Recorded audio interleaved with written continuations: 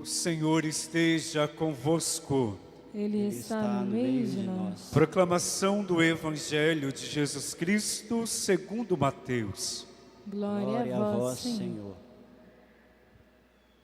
Naquele tempo, Jesus voltou a falar em parábolas aos sumos sacerdotes e aos anciãos do povo, dizendo: O reino dos céus é como a história de um rei que preparou a festa de casamento do seu filho e mandou os seus empregados para chamar os convidados para a festa. Mas estes não quiseram ir. O rei mandou outros empregados, dizendo: Dizei aos convidados: Já preparei o banquete. Os bois e os animais cevados já foram abatidos e tudo está pronto. Vinde para a festa. Mas os convidados não deram a menor atenção. Um foi para o seu campo, outro foi para os seus negócios. Outros agarraram os empregados, bateram neles e os mataram. O rei ficou indignado e mandou suas tropas para matar aqueles assassinos e incendiar a cidade deles. Em seguida, o rei disse aos empregados: A festa de casamento está pronta, mas os convidados não foram dignos dela. Portanto, ide até as encruzilhadas dos caminhos e convidai para a festa todos os que encontrardes. Então, os empregados saíram pelos caminhos e reuniram todos os que encontraram, maus e bons. E a sala da festa ficou cheia de convidados. Palavra da salvação. Glória a vós, Senhor. Meus queridos irmãos e irmãs, nós, alguns domingos atrás, vivemos a experiência por meio da liturgia da palavra, em refletirmos sobre o convite que o Senhor nos fazia em servir em sua vinha. Então, se nós pegamos aí os 3 últimos domingos, o Evangelho falava da parábola da vinha. Esse Jesus que chama a todos a servir na vinha, independente da condição, do lugar que ocupa, mas nos levando a compreender que todos nós somos chamados a servir na vinha do Senhor. No Evangelho de hoje, por meio de parábola, mais uma vez, Jesus nos faz compreender que todos nós somos chamados, convidados a participarmos do banquete que o próprio Deus prepara para nós. E fica bem claro para nós que este banquete preparado é um banquete de uma festa de casamento. Quando nós olhamos a nossa experiência com Deus, a caminhada da história da salvação, desde o início da Sagrada Escritura, lá em Gênesis, até chegarmos no Apocalipse, nós compreendemos que a história da salvação tem como essência este casamento de Deus para com a humanidade. E é por isso que o próprio Jesus Cristo é considerado como noivo. O noivo que sela uma aliança com a sua noiva, que é a humanidade, que é a igreja, e que somos nós. Então, se nós pegamos o livro do Gênesis, no início da Sagrada Escritura, começa justamente lá na criação do homem e a mulher, porque o homem não pode viver sozinho, e então ele tem a sua companheira, e esses dois de alguma forma se unem para receber de Deus a responsabilidade de cuidar da criação, e o próprio livro do Gênesis vai trabalhando esta dinâmica deste casamento. E em toda a Sagrada Escritura é assim. Por mais que o ser humano, dentro da sua liberdade, veio rompendo a aliança com Deus, em todos os momentos na história da salvação, Deus buscava uma forma de reatar esta aliança. Adão e Eva, os dois pecaram lá, no início da criação. Tiveram que arcar com as consequências, por meio da liberdade deles, da escolha. O pecado entrou no mundo, mas Deus não desistiu da raça humana. Mesmo arcando com as consequências, Deus sempre buscou uma forma de reatar esta aliança. E o tempo todo da história da salvação foi assim. Então, quando nós olhamos para a história da salvação, nós temos como essência o casamento. Esse Deus que faz uma aliança conosco, que nos ama, que não quer perder nenhum de nós. E é este Deus que prepara um banquete e nos convida a participarmos deste banquete. Claro que dentro da nossa liberdade humana, do livre-arbítrio, nós decidimos se queremos participar ou não desse banquete que o Senhor prepara para nós. E é interessante que para este banquete, todos nós somos convidados. O próprio Evangelho no final deixa claro que quando os empregados saíram pela última vez, atrás de convidados para o banquete, eles escolheram os maus e os bons. Então o banquete de Deus é preparado para todos. Não existe um grupo específico. Deus não escolhe pessoas para participar do banquete. Deus não escolhe pessoas para fazer parte desta aliança de amor. A aliança, o banquete é para todos, e é com todos que Ele faz esta aliança. É com a humanidade inteira. Mas temos a nossa liberdade, como acabei de dizer. Então, no próprio Evangelho, na parábola, Jesus deixou claro que alguns foram convidados, mas não aceitaram o convite, não participaram do banquete. Ele até mesmo usou o exemplo de que alguns foram convidados e deram algumas desculpas.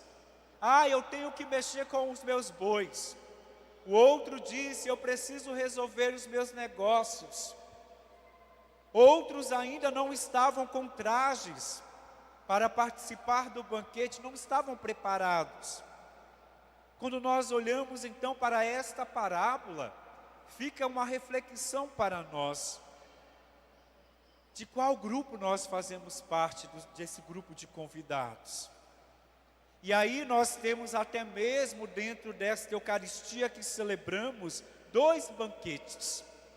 Participamos de 2 mesas na liturgia celebrada. A mesa da palavra e a mesa da Eucaristia. Agora, de que forma, Padre, eu tenho participado dessas 2 mesas? Ou até mesmo eu tenho aceitado o convite em participar do banquete da mesa da palavra e da mesa da Eucaristia? Ou eu tenho dado desculpas também quando o Senhor nos chama? Eu dizia hoje de manhã, até mesmo aqui na matriz, na missa celebrada às 7 horas, que nós precisamos ter muito cuidado. Porque muitas vezes, compreendendo que somos convidados a participarmos deste banquete, nós até estamos aqui, mas em muitos momentos corremos o risco de não estar aqui por inteiro. E aí podemos até nos colocar no grupo daqueles que não vestiram os trajes necessários. Talvez eu estou aqui, mas estou com a cabeça lá em casa. Talvez eu estou aqui, mas já estou pensando na semana que vai iniciar amanhã. Talvez eu estou aqui até mesmo por uma obrigação. Porque é um preceito cristão, Padre, e a igreja todos os domingos, porque os nossos pais nos educaram assim. O meu pai sempre dizia, não pode passar o domingo sem ir à igreja. É uma tradição da minha família. Mas, meus queridos irmãos e irmãs, Não basta simplesmente estar aqui por um preceito cristão. Não basta simplesmente vir para este banquete para cumprir uma tradição que é da família. Nós estamos aqui para viver este banquete, para celebrar este banquete com dignidade. Banquete significa encontro de amigos. E eu dizia de manhã e torno a repetir, só é convidado para participar do banquete aquele que é íntimo. Quando nós realizamos uma festa na nossa casa, seja de aniversário ou de casamento, nós vamos convidar aquela pessoa que é importante para nós. Os convidados serão aqueles que são da família. Se entra alguém ali que a gente nem convidou, qual o apelido que a gente vai dar? De intruso. Aí, padre, só veio para comer, não foi nem convidado, eu não sei nem quem é. E esse Deus nos convida para este banquete, da mesa da palavra e da Eucaristia, mas de que forma nós participamos deste banquete?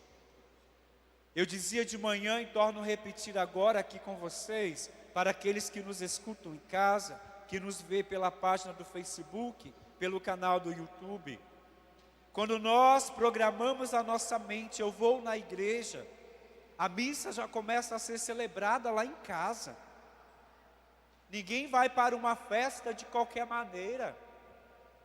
Eu preciso colocar aquela roupa, aquela beca, porque eu estou indo para um banquete que não é qualquer pessoa que me convidou, foi o próprio Deus.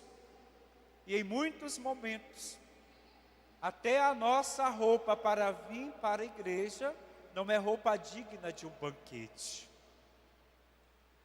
Não é qualquer pessoa, é o próprio Deus que nos convida. Então eu preciso estar naquela beca. Quando a gente vai para uma festa de formatura ou de casamento, eu fico olhando principalmente os casamentos. Tem pessoas que se tornam outras pessoas, de tanto que se arruma. Que bom isso. O padre não é contra não. Às vezes passa uma massa corrida na cara, que as meninas ficam parecendo até mulheres de outro planeta. Mas quando é para participar da Eucaristia, como que nós nos preparamos? E aí, além dessa questão da roupa, da vestimenta, mas como nós preparamos o nosso coração? De que forma nós chegamos aqui? De que forma participamos deste banquete? Será que abrimos o coração, abrimos os nossos ouvidos para escutar aquilo que o Senhor fala? E quando a gente volta para casa, voltamos alegres. Porque muito mais do que escutar o Padre Edson falando, muito mais do que escutar as leituras proclamadas, muito mais do que participar da mesa da Eucaristia, eu preciso ser encharcado de tudo que acontece aqui por meio da liturgia celebrada. Eu não posso voltar para casa da mesma forma que eu cheguei. Se eu venho para a igreja e volto para casa com cara de alguém que parece que chupou limão azedo, tem alguma coisa de errado. Porque ninguém participa da Eucaristia e volta triste para casa. Ninguém participa da Eucaristia, participa da mesa da palavra e vai para casa sem saber até mesmo o que foi proclamado. E em muitos momentos corremos esse risco de chegar em casa e alguém perguntar qual foi o evangelho de hoje. Corremos o risco de nem saber responder qual foi o evangelho de hoje.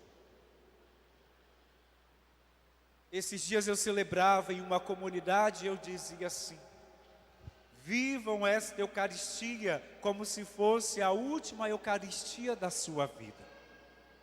Porque nós não sabemos o que vai acontecer conosco daqui 1 segundo, 2 ou 3 segundos. Eu preciso estar aqui por inteiro. Quem faz esse convite é o próprio Deus. O noivo é o próprio Jesus Cristo.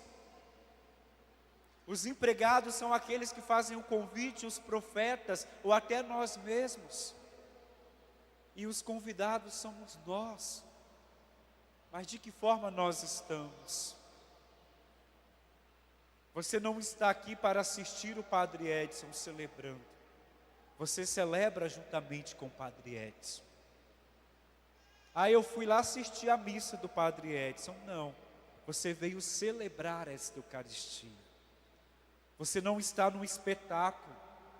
Você não está num show onde a gente senta e fica só contemplando.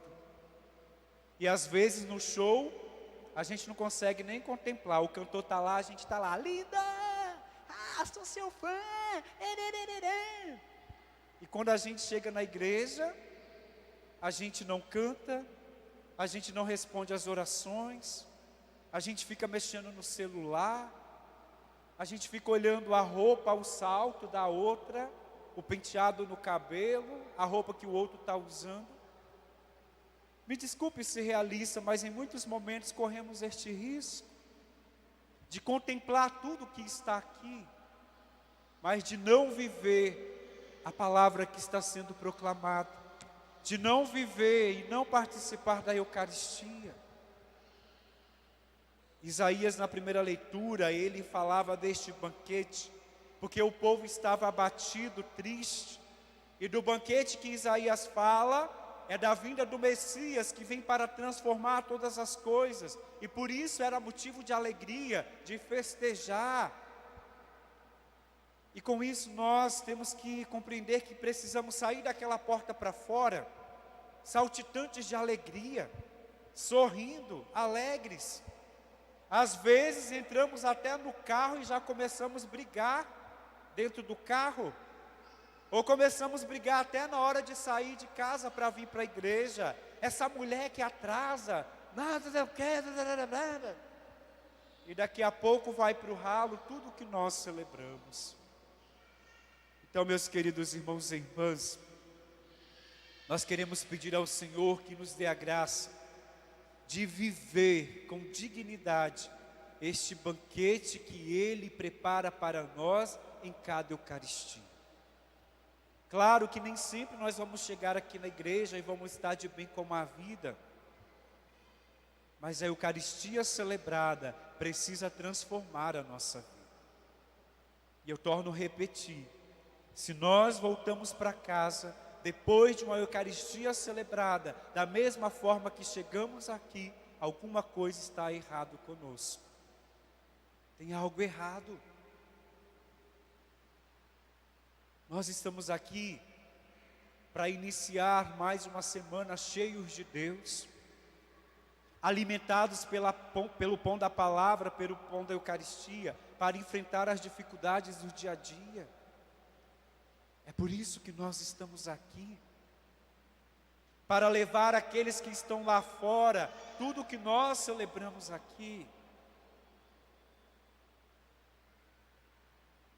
Que quando o Senhor nos convidar para o banquete, não vamos colocar empecilhos, não, como ali na passagem colocaram, de ver o boi, de ver os negócios. Eu dizia de manhã e digo hoje, agora à noite mais uma vez, parece que o coronavírus está só na igreja. Se nós olharmos as fotos de Guriri, Conceição da Barra, a praia está lotada. Mas aqui na igreja tem coronavírus, lá na praia não tem não. Aonde que Deus está na nossa vida? Qual é o lugar que Ele ocupa na nossa vida? Ou estamos deixando para responder o convite depois? Eu preciso ver isso, eu preciso curtir Guriri primeiro. O Padre não está dizendo que nós não temos que ter este momento de lazer, precisamos. É necessário, o Padre também curte uma prainha nas férias.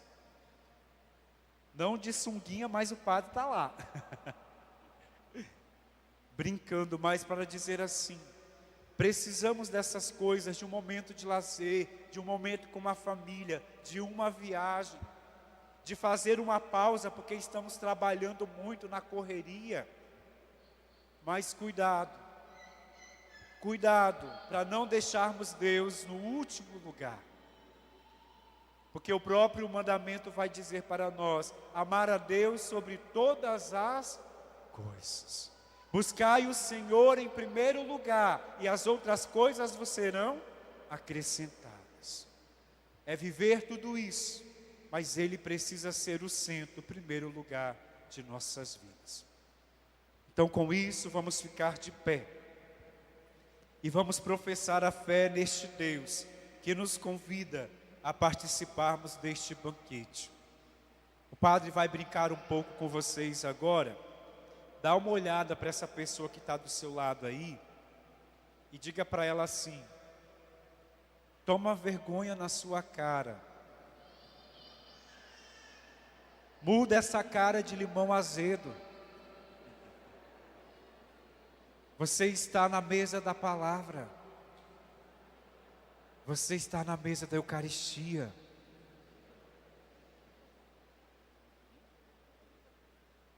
Esses dias eu dizia assim, que neste período de pandemia foi muito difícil ficar sem missas, não é verdade? Sem participar da Eucaristia. Quantos de nós sofremos? Até eu, padre, também sofri de não ver essa igreja cheia, essa igreja vazia, celebrando simplesmente para as câmeras. Era horrível. E eu lembrava, tem irmãos nossos lá na Amazônia, que tem a celebração eucarística só uma vez no ano.